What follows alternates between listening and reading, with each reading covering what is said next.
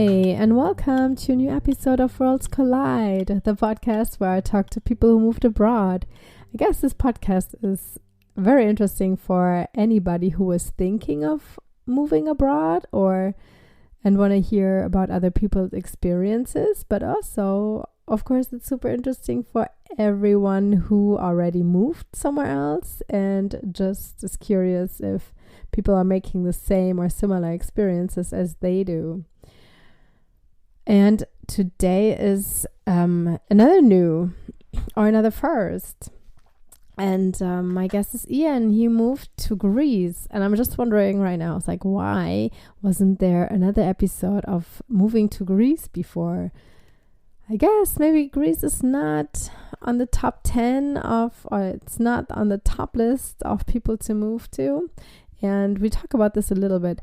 But before I let you listen to the whole interview with Ian, I just wanted to let you know that there are two ways how you could support this podcast. The first is you could give the podcast a 5-star rating wherever you listen to it. Or if you are listening on Apple Podcast and you feel like it, you could even just write a sentence why you like it so much. That would be lovely. And then the other way is you could buy me a cup of coffee. You could go on the link in the show notes, buy me a coffee /Worlds Collide pod. Buy me a cup of coffee, or you can also buy me just half a cup of coffee. You can just do whatever you like, but I appreciate your support so much. It makes me super happy and makes me feel really evaluated, But I also just love that you are listening to the podcast as well. All right. Anyway, that was enough of my intro, and I let you listen to Ian's story of moving to Greece. And yeah, he has a couple of really crazy stories. So check it out. Here it is. All right, my guest today is Ian. Welcome to the podcast. How are you today? Hey Victoria, I'm good. It's like 6:30 at night. We're settling in, and it's been a fantastically beautiful day, so we're very lucky, and I feel great about it. All right, so where are you? I am in a small village about 2 hours north of Athens. It's called Arachova, but we live even higher up in a little part called Livadi, which is just the valley above the village of Arachova. Okay, so you're in Greece. I am, yeah. So, and why are you in Greece? Like, why did you choose to move there? Great. I mean, I don't know if we ever have a clear answer to that. My wife is originally from here. She's half British, half Greek, so she spent a decent amount of time growing up in this area.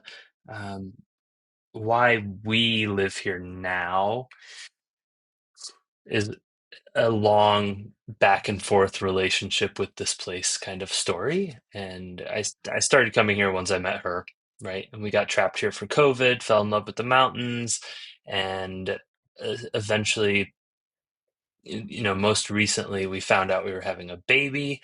Oh, And congratulations. Cute. thank you, very exciting.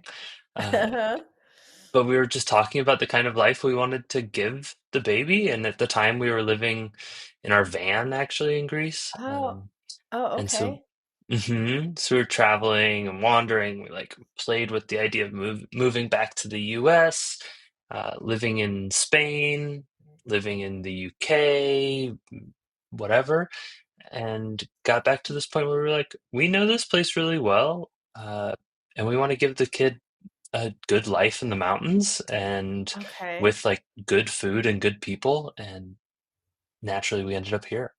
Okay. And so it sounds like, is it very isolating where you are? It just sounds like you're somewhere in the mountains all by yourself.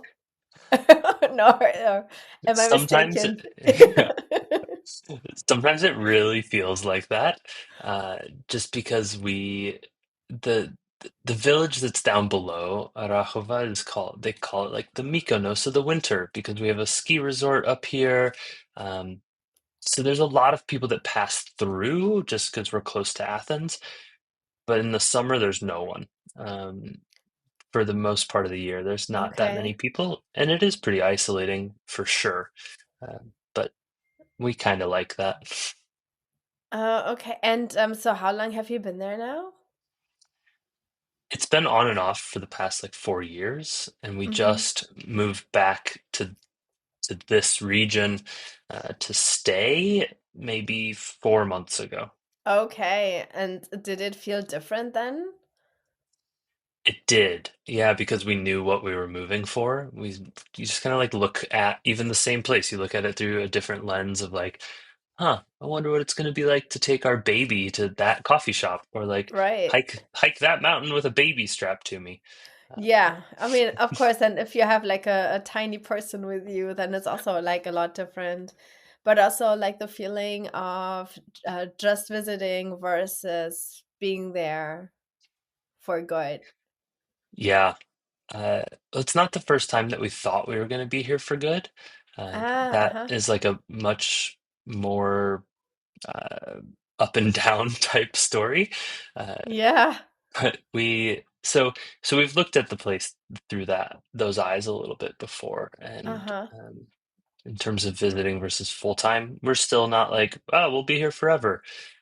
We Yeah. still go back and forth all the time. And do you speak Greek? A little bit. I've been learning for a while, but there's this like 2 year gap where we lived in Alaska and I wasn't speaking any Greek, and now I'm back here and I'm uh, hopefully starting lessons again soon. Right. Okay. And can you all do this like in the little village, or would this be online?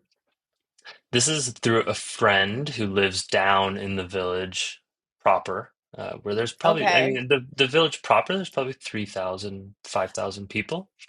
Uh, Uh-huh. s- so there I can do it. Yeah. Would you have picked Greece if you wouldn't have the connection through your wife? I mean, if she wouldn't be half Greek? I, everything I knew about Greece before I came here was probably the very stereotypical, like Uh-huh. pictures of like Mykonos and Santorini, Yeah, where yeah, yeah, these exactly. beautiful white houses Beautiful. and Yes. yeah, yeah, Exactly. and where we live is nothing like that. It's Nothing like that. beautiful, it's gorgeous, I Yes. love it, uh, but it is not that at all. So, and I probably could have named like two Greek foods, maybe, and I maybe would have been right. Um, so And so probably how not. is probably not. So how is the place where you live then? Because you said it's not like the White Houses. Yeah, it's we live in this very like we live in a fully stone house where they have It looks like the it's like a cap. the walls look really nice. That's what I see from you behind you. Yeah, and so there's a lot of stone houses. There's a lot of tiny falling down stone huts that shepherds still use, and because of the ski center and the tourism, there are some like really nice fancy houses around here, but it's just like a tiny little mountain village. It's very quaint and nothing like Hmm. striking like the white of the Santorini houses. Right. Does it also feel a little bit, I mean, obviously older, but also like time stood still a little bit? Mm, that's a beautiful way to think about it. In some parts, yes, without a doubt. In some other parts, it feels very modern and modernizing. It's a very much like a vacation area, holiday homes, and so they started building a while ago, and when the recession hit, everyone lost everything, had to stop, and so because of that, now there's still uh, like hundreds of just like houses that they started. There's like foundations and the skeleton to houses, but they never finished them. So it's kind of you get this in between of like abandoned and ultra rich and wealthy. Um, Ah, okay. So it's like a a very crass contrast. Yeah, absolutely. There's spots. They tried to build a casino here once, and that didn't go over well, and now it's like totally abandoned. So there's a weird, yeah, harsh difference. Uh-huh. And the area where you are, do you also have family close by? We have, I think, in this village and what it sounds like most Greek villages, is that everyone is kind of like somehow related. Like my Uh-huh, uh-huh.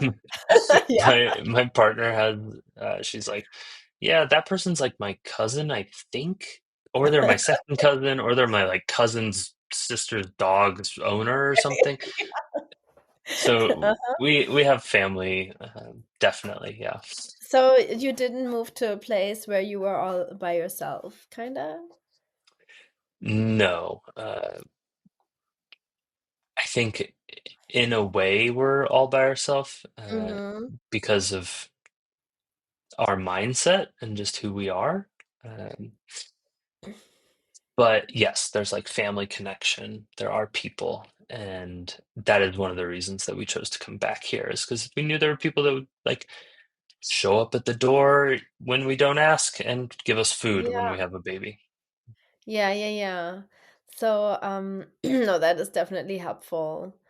And ter in terms of you, did you make friends already? Because I mean, It's 4 months is not a long time, really, but it can feel long, I guess, when you're lonely. it can feel really long. Luckily, because we've been in and out of this place for so long and spending a Mm, good amount of time here, um, there are some people that I would call friends, yes. The difficult part is like our best friend here, the person who I feel the most connected to, doesn't speak any English. And okay. so my level of Greek and how we know him and how I interact with him is way more about the nonverbals and the like way of being, which is really interesting to me Yeah, because we don't get to dive into deep conversation and it's exactly. it's all very simple. So Yeah, how do you so do it? Do you, or like, what is your conversation about? Like, oh, this food is really tasty, or like, oh, look at this, so yeah, beautiful. I don't yeah, know. right. I like to think my Greek is, I'll give myself some credit, is a little bit better than that. Uh-huh. Uh, but it is always just like, how's it going? Good. It's good. Great. You had to go to Athens? Yep, went to Athens. That Uh-huh. sucks. Yeah, that does suck.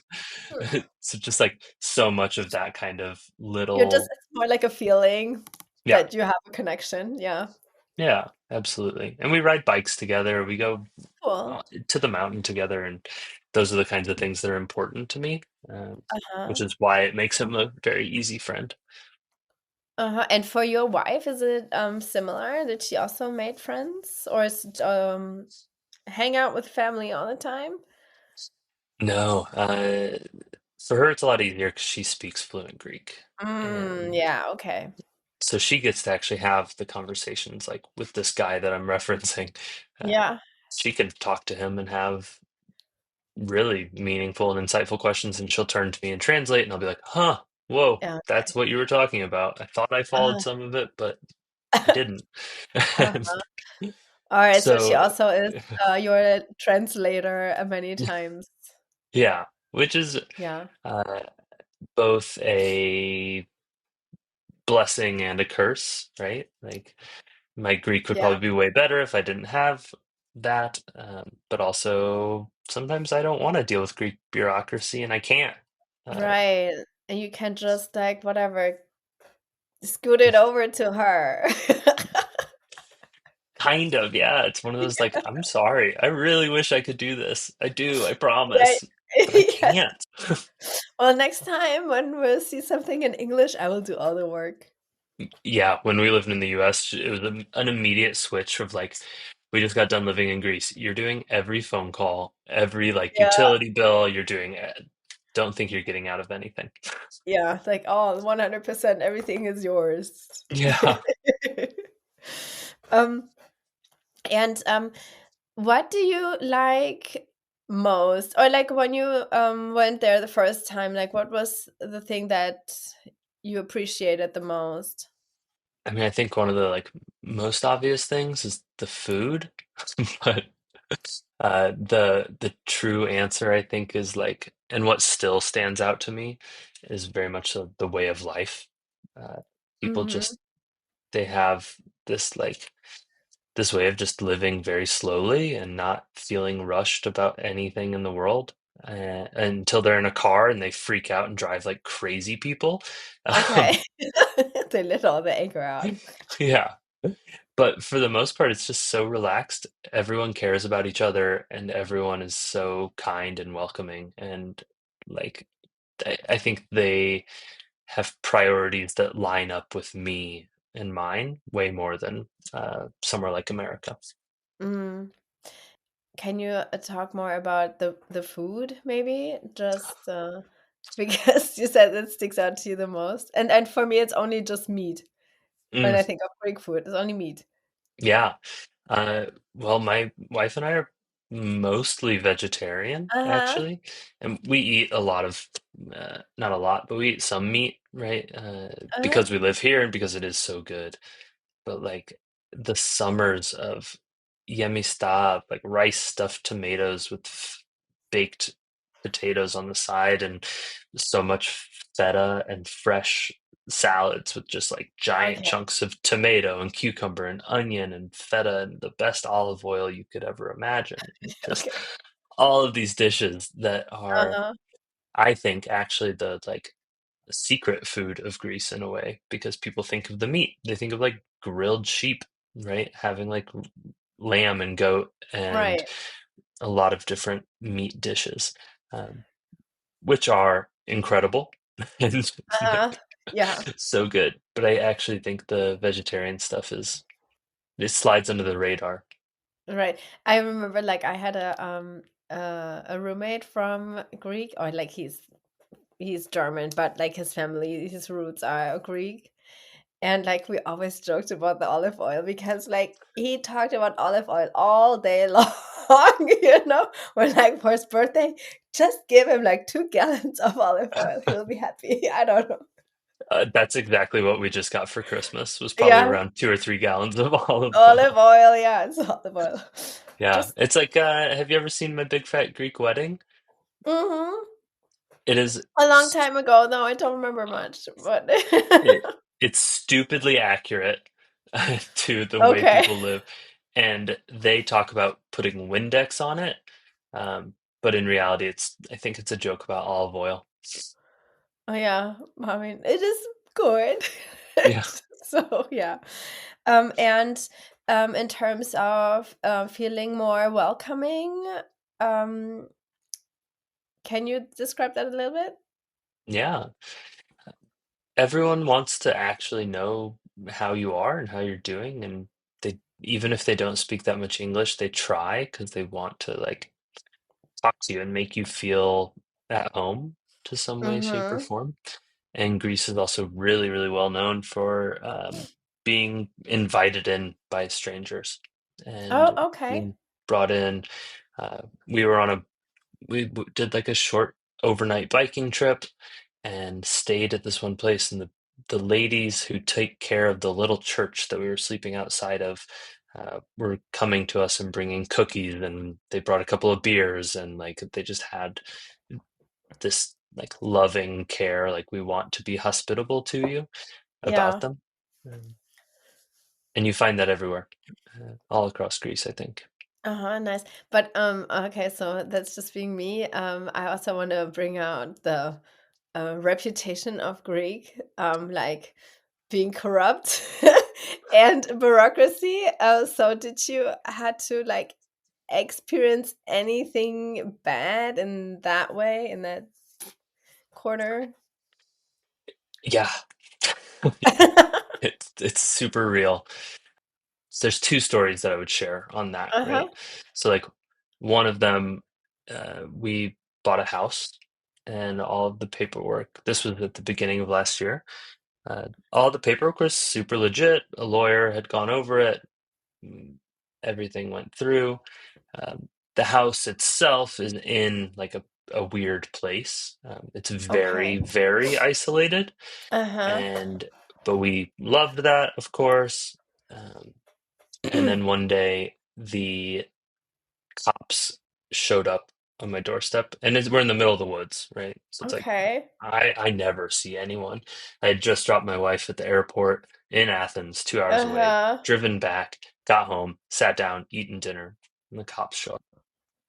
Oh. And they're yelling at me in Greek. There's this other lady with them yelling at me in Greek. My Greek's not that good, especially when I'm Oh like my super God. stressed. Uh-huh, I And imagine. yeah, so I get my wife on the phone, and she's about to board her plane to go visit some friends in the Netherlands. And essentially, she's like, they're telling you you can't be there, that this is Forest Service land. You're not allowed to live here. This house is illegal. Um, all of this stuff that we were just like, Oh my I thought God. that this had been like, we knew there was like some level of a dispute, but had been told it was taken care of by a lawyer, Oh my God. for this like group of people that have houses out there. And they they let me drive behind them to the police station because we have a dog, Great. right? So I was like, oh, we can't leave the dog behind.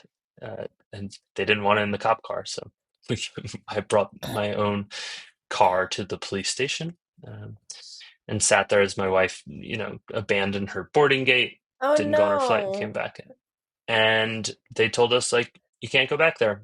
And Ugh. so 1 in the morning, we went back, packed all our stuff, and kind of just like have been sneaking back there to get our stuff, um, every now and again. And But did you just already bought this? yeah, but it just didn't matter, right? It was And a long-standing land conflict between the Forest Service and this private group of houses that had they been out didn't there. tell you that?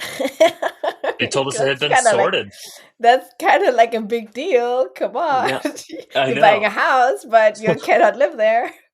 Right? And when the lawyer who said it was all sorted, uh, all of a sudden, when everyone was trying to get a hold of him because this was a problem, he just vanished. It's Oh my like God. What? totally disappeared. Oh my God. That's like the worst. And did you at least get your money back? Oh no, no, Oh my God. yeah. Um, Oh. so that Oh. was tricky. Yeah.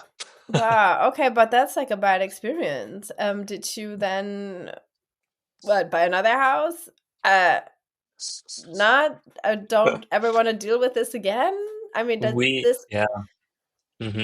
We're did renting right now, yeah, and we kind of lucky because we have like family in the area, so we stayed at their oh. house. And, But did this not throw you off? You're like, I never want to do this again. I don't ever want to go back there again. I don't it know. did, yeah, definitely did. Yeah. And it took me a while to work through that, I Ah, I think. bet. Yeah. So there's that, and the reality of the Greek bureaucracy is insane because we can't even do it. What they told us was like, yeah, sure, you could like bring up a court case about it. Um, Essentially, the court hasn't made a decision that they were supposed to make like a year ago or something. You could bring up a court case, is what the lawyer told us. But if you do that, the chances are good that the court will just get annoyed that you brought it up and will be way more likely to turn you down. Mm, why is there a court then? I I, mean, what do you have it for? I know. Yeah. I don't know. And also like I don't know, like I would also have a hard time to trust any lawyer again. Even if Hmm. it's different person, but still. Yeah, absolutely. Um, but But that there's a sucks. positive story on like a Oh yeah, different okay, side. let's talk about something positive. I, we were here during COVID, right? And Uh-huh. we ended up getting my temporary visa extended. And the lady that helped us out with it was like, I can't do this again. either he has to leave or you get married. And so we decided to get married. It was super romantic. In that federal building, we were like, yeah, we'll do it. Okay, quick decision. Yeah.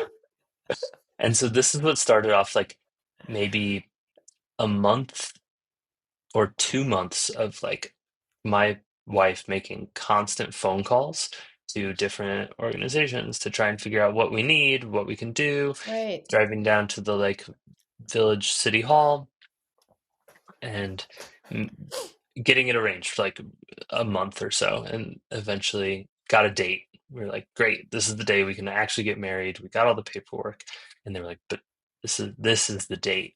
Like, if you can't do it then, he has to leave like 5 days after that or something. And because they were, I don't know, strict on that or something. I'm still not super clear why. But we great, we'll do a pre-wedding trip, and we went down to the south of Greece and did a climbing trip, which was amazing and super fun. And the day comes that the day before we're about to get married, we're like, we'll drive back. It's like a 6-hour drive. We get 20 minutes outside of the village and our car just breaks down. We're like, okay, great, we'll get it fixed. It'll be fine. We'll make it back. It's like 10 in the morning. We'll make it there tomorrow at 8 a.m. for the Yeah, wedding. no problem. And it got towed. The tow truck driver, instead of taking it to the garage, went and sat at a coffee shop for a while with our car on the back of his truck, and then eventually got it to the garage. And Oh it's God. like Oh. 4 p.m. They're like, great, you need this part. We'll get it on the bus from Athens tonight. It shows up at like 6, 7 p.m. I don't know. Wrong part, right? And so we are like hanging out at this mechanic, just like really hoping. And he's like, I think 10 at night, and he tells us that like it's not gonna happen because he can't get the part. He needs to wait until tomorrow. And we're like, but we're like meant to be at this wedding tomorrow. And he's like, what do you mean? Just like, my wife tells him, it's like, it's my wedding tomorrow. I'm meant to get married at 8 a.m. And there were like 5 guys hanging out in this garage, because that's what people do here. If they're bored, they go watch some other person work. Um, so then all of a sudden they just go into this like rescue mode, and they're like, why didn't you Yeah. tell us? And so the guy's driving around the village on his motorbike, and like calling all his friends, asking what kind of cars they have so that he can go and eventually go to his friend's car, pulls the part that he needs out of his friend's car, brings it back to ours. Jimmy rigs it to get it all fixed up, and then he's great. It starts. Don't turn it off. Go home. And this is at like midnight. And so we drove the 6 hours straight. Got in at 6 a.m. And we like Oh, God. drank a juice and then got married in the parking lot of the city hall, where we had one friend who was going to be our witness. And they told us she can't be our witness because she's not Greek. And so they Huh? so they pulled 2 random people who were out of work on their cigarette break to Oh my come and God. witness our marriage, to which Oh we my. signed the papers on the truck of the hood of the mayor's truck. Oh God. Like, oh my God. I mean, you have the greatest story there. Right? It was like the bureaucracy almost screwed us over, because it was so Oh, much but work to get to this point, but then exactly the like I loving, mean, I welcoming. honestly, I would have lost my nerve if I were you. Like, if they say like the part is coming tonight, I was already like, no, no. Yeah. Because there are always like things that happen, but I'm also surprised they work so long. Yeah. People work really late here. People work a lot. It's crazy.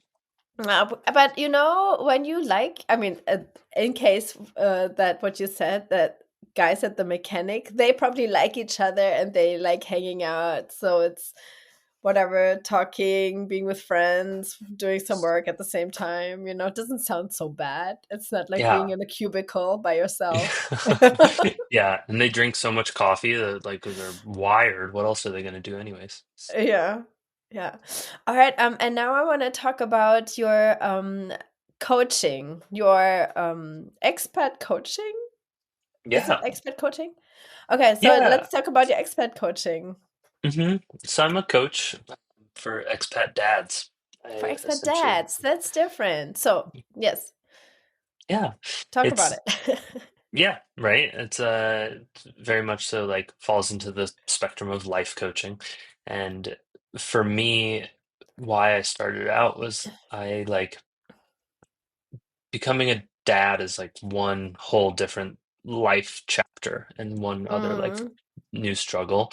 And then being an expat it's a whole other thing. And you put And them all together other and they thing. just like yeah, and then it just they merge and they become this whole different like realm of just like kind of difficulties, I think, where you can kind of lose who you are, lose why you're an expat and why you live abroad and what you love so much about it. Um, and the stresses of figuring that out, no longer just for yourself, but figuring it out also for your child. Um, Mhm. and navigating those cultures. So I work with people on specific issues to just kind of empower them to live the life that they want to live and be the father that they want to become. Um, yeah, that's essentially the essence of it. And do you have like, do you work with young families or with families who have already like kids who are a little bit older or teenagers? Do you have like a limit there? No limit at all, right? It's Mm-hmm. if you identify as a dad, so even if you don't have a kid yet, right? Like I am happy to call myself a dad right now, Uh-huh. and our baby is here in a week. Um, Oh, that's like soon. it's very soon. Yeah. Yes, could happen any minute. hmm Yeah. And part of what I want am working on doing and want to do is there's so many resources for moms and for women in this Yeah, it's terms, true. But not for especially, dads. but not for dads. There's some, they do exist, but I want to really create that more like global network so that people can connect and relate and have that support and advice and community, and then also scale it Mm-hmm. down to more local areas so people can do stuff in person. Um, All right. Do you also tell them then about, let's say, all the bureaucracies that are happening when your child is born somewhere else? Because I remember when my kids were born here, I had no idea. I mean, honestly, like you have no idea what you expect anyway, because like it's your first time experience, right? But when you're in a different country, then it's like, oh yeah, here is you need this birth certificate, you need this certificate and this certificate, and then you go to this office and that office, and then you're going to get this card. And, so do you help with all this complicated stuff?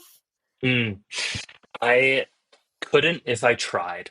Uh, the Okay. the real answer to that is that like what I do is working with people to help them figure out how they figure that out, right? So Okay. it's in them, and I actually believe that through my wife and I having to figure out giving birth in Greece, we actually feel way more ready, and the journey towards navigating the pretty complicated system that we have here is giving us what's going to be, I think, a way more informed birth. So I encourage people to do the learning on their own as well, because it gives you so much more empowerment. But so all your coaching is more on the emotional level than on the um logistics. It's essentially more on the emotional level, yes, Mm-hmm. but that's the deeper stuff that is like, cool. How are we going to figure out the logistics?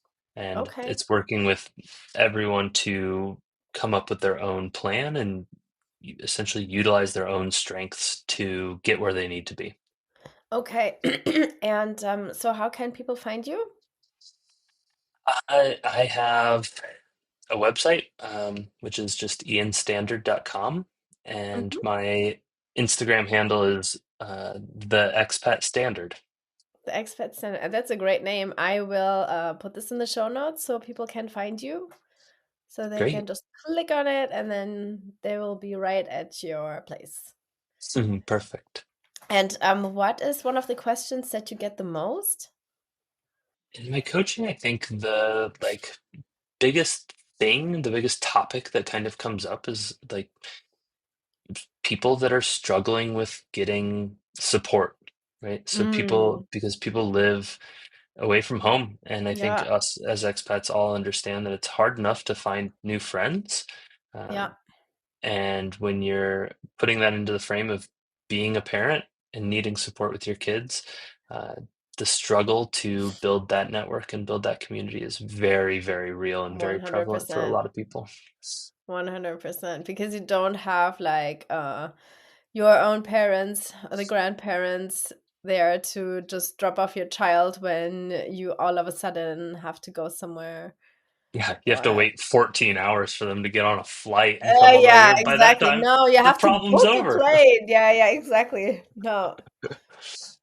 Yeah, 100%. You don't have like, yeah, the support system that usually comes with a family that lives close by. Yeah. Yeah. Yeah, that was also for me, that was always like a big deal. Now I'm like all used to it. It's like, yeah, and also my kids are not babies anymore. They are like 4 and 7. So it's like okay to be for my 7-year-old, it's like, hey, do you want to do a play date? You go to your friend's house. It's fine. For the 4-year-old, I mean, we have babysitter every now and then when we want to go somewhere. It's like it's not like you have the time all the time to do your adult stuff, fun stuff, go out, have the time to check out fancy restaurants or see a movie or whatever you want to do. It's more like if I really want to do this, it costs because I have to pay for a babysitter and Mm. we have to, I don't know, stay home more often. Mm, Right. And I think that what I work towards helping people do is no longer having to like make those no longer making full sacrifices, right? It's like, how can we yeah, go out and explore this country and this new place together? How can we actually like yeah, enjoy having a kid in this new place? yeah, And yes, we might not go to fancy restaurants because the baby's going to spit up and right. cry everywhere. But we can try out new things. And what It does that just look like for us? Yeah. exactly. So it's just on a different level. It's like for us it would be like we're not going on road trips and sit in the car like for a long time and just drive anywhere. It's more like we'll do a camping trip instead. We'll go there and then we'll go camping and we'll there for like a long weekend at one spot instead of like driving around and checking out cities. You don't do city trips anymore, but you definitely find compromises. Yeah, absolutely. And I like helping people figure out what works for them and their family, right? And Yeah. what is new. Yeah, so it's just exploring on a different level. Yeah. At baby Yeah. speed.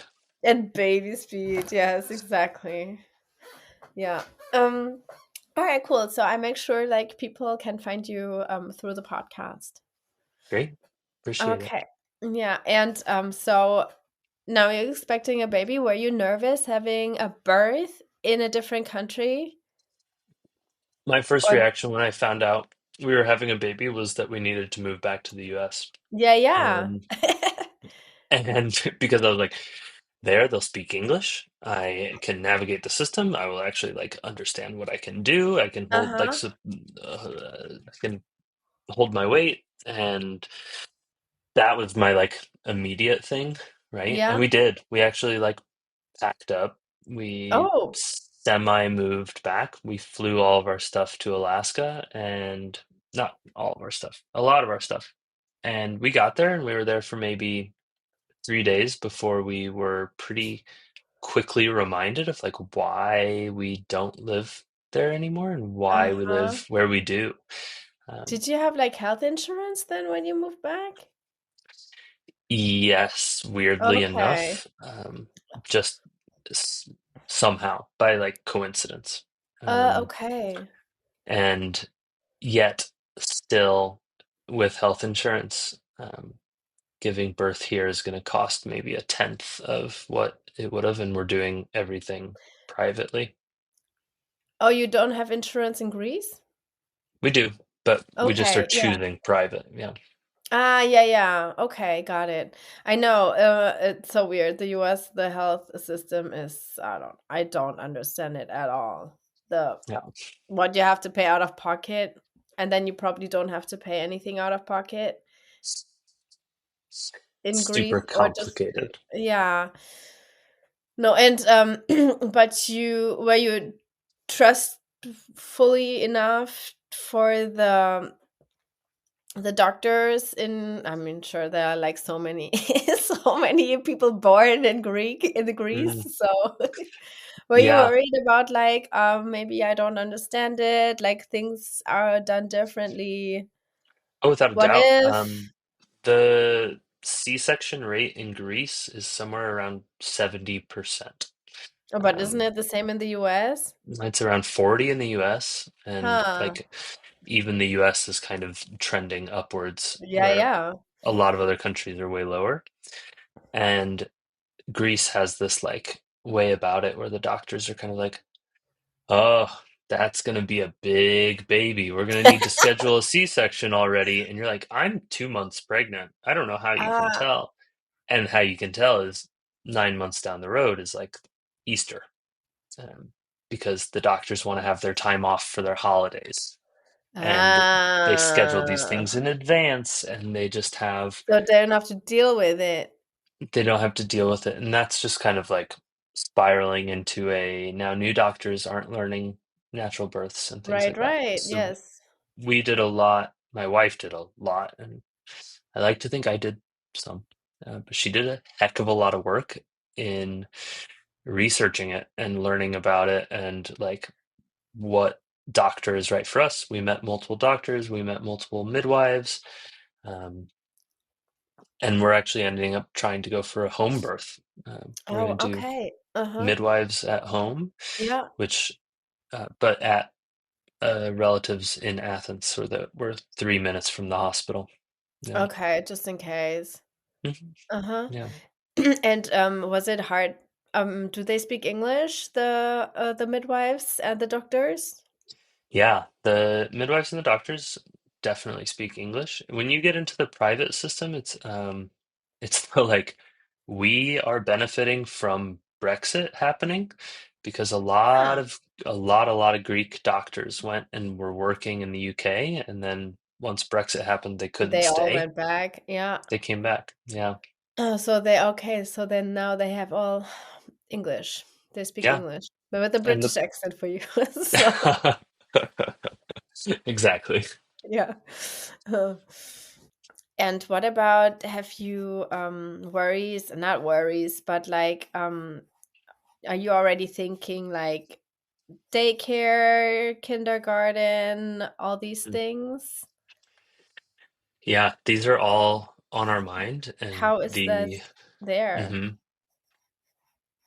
They're good, right? They exist. It's not Mhm. like the US where you have to schedule daycare from the day you find out you're pregnant Yeah, yeah, yeah, and exactly. hope you find some.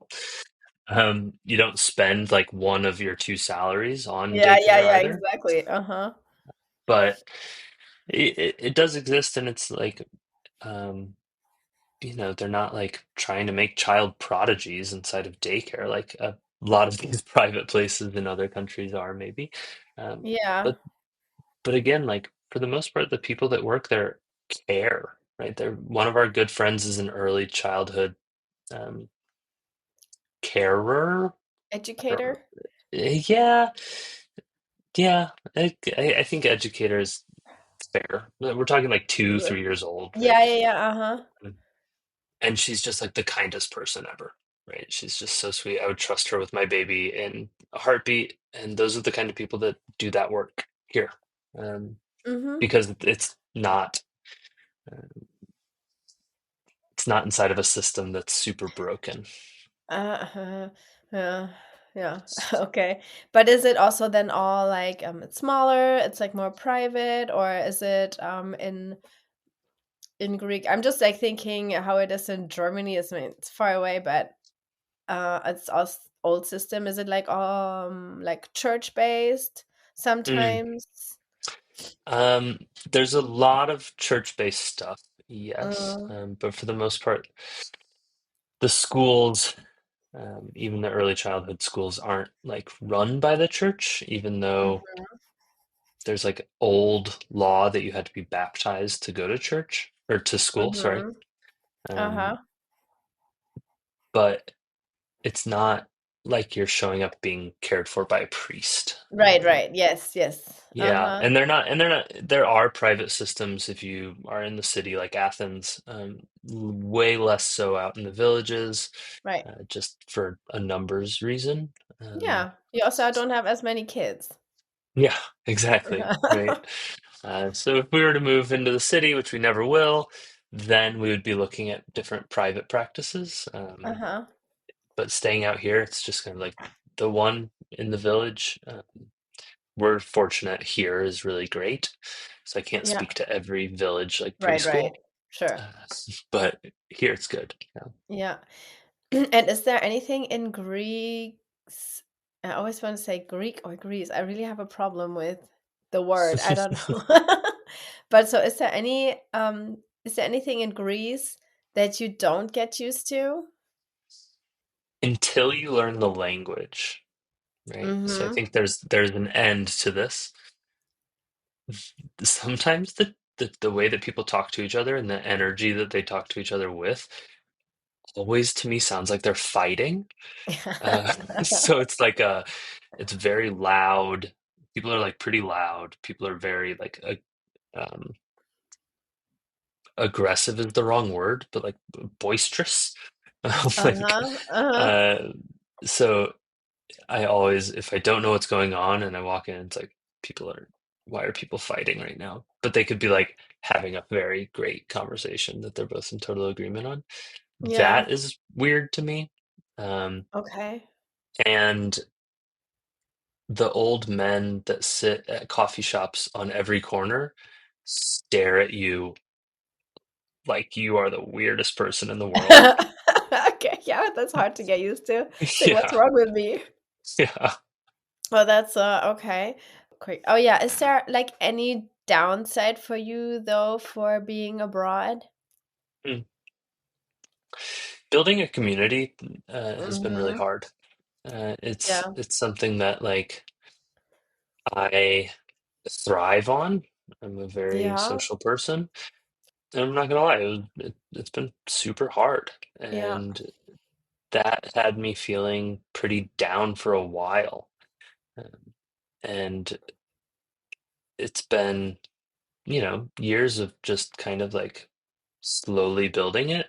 And turns out for me, my best friends are all expats Okay. Yeah. that live here, and Yeah. they are nearby. And it's always reassuring to find people that line up with you like exactly. You're like, oh, whoa, great. There's me. And actually, what I found is more expats I meet in doing the Mm-hmm. things that I love doing, the more like me they are than if I were to walk around the US for a day, um, which is really interesting. Do you have a lot of expats though in your town where No, you are? No, so how did you then have to drive a little bit to meet them? yeah, so we used to live right outside of Thessaloniki, like Uh-huh, I know. the Yes. second largest city. Yeah. So we met some friends there, and they are more city people, and they're more like Right. living in the city, and they've introduced us to some people. Um, and now we have some friends that live about 3 hours away from us, which Okay, for that's fine. yeah, it's far. For us, Uh-huh. it's not too big of a deal, because we Well, really you're love still where we live. American distances. Yeah. Yeah, that's just Yeah. next door. Yeah, exactly. I mean, it's always like, sure, bigger cities has a lot of expats, small towns, Yeah, not so many, huh? we have very, very few. There's some people that have just like married into people from the village. Mhm. I guess I Yeah. am one of those. Uh-huh. And that's actually that's how my wife ever was born and raised here anyways. Was her mom Okay. was from From the UK and uh-huh. got together with her dad and ended up here. Right? Yeah. So there's not a lot. Um, And was it always like before you even moved there, was it like, hey, why don't we go to the UK? oh, we've talked about the UK tons of times, Mm, plenty of times. For exactly that, for the reason of wanting to find community. yeah, And it would be easier. It's just easier if you speak the same language already. yeah, it's Mm, definitely easier when you have the language. And for us, the thing that kept winning out was like the nature and the yeah. food and the general overall culture and atmosphere of the Uh-huh. people, Yeah. even if they don't speak our language, like it's Well, so much more they're welcoming. definitely friendlier. I mean, um, on their reputation. Mm, I mean, it's since I'm doing this podcast, like this comes up a lot. Like people who are like from a sunny place are always like in a better mood, friendlier, more open versus like people from a place that is colder, where it's dark a lot. They're more mhm. to themselves and not as open and not as friendly. Yeah, absolutely. And also we want that sunshine because I want to Yeah, feel like that. I want exactly. to be open. I Yes. want to be like Yeah, friendly. yeah. Are you from Alaska originally or? No, I just worked and lived there for a while. Ah, I'm okay. originally from central Illinois. Oh, from Illinois. Oh, interesting. Not Yeah. Chicago though. No, not Chicago, like 2 hours south. All right, we're coming to an end. Thank you for being on my podcast. I think I got all my questions. No, that's awesome. Thank you so much for having me. It was great. Yeah, that was Ian. And the crazy thing was, right after we hung up, or pretty much right after, his wife's water broke and they had their baby. So great timing. But yeah, that's crazy. Congratulations again to your new family. I hope everybody is really well. And to you listeners, if you are a dad and you are interested in his services, then you can find him on Instagram at the expat standard, or his website is ianstandard.com, or there's also a Facebook group for dads called Dads Abroad, and all of the show notes are in the and all of the links are in the show notes. And also in the show notes you will find the information to reach out to me if you want to be a guest on the show, or if you just want to leave me a comment, then yeah, also just write me an email. I am happy to hear from you. And on a quick note, there won't be any episodes coming up in the next couple of weeks, but it's not going to be too long. I will be back soon and I can't wait. So until then, I hope you have a great time and a great March or whatever time it is you're listening to. Anyway, bye.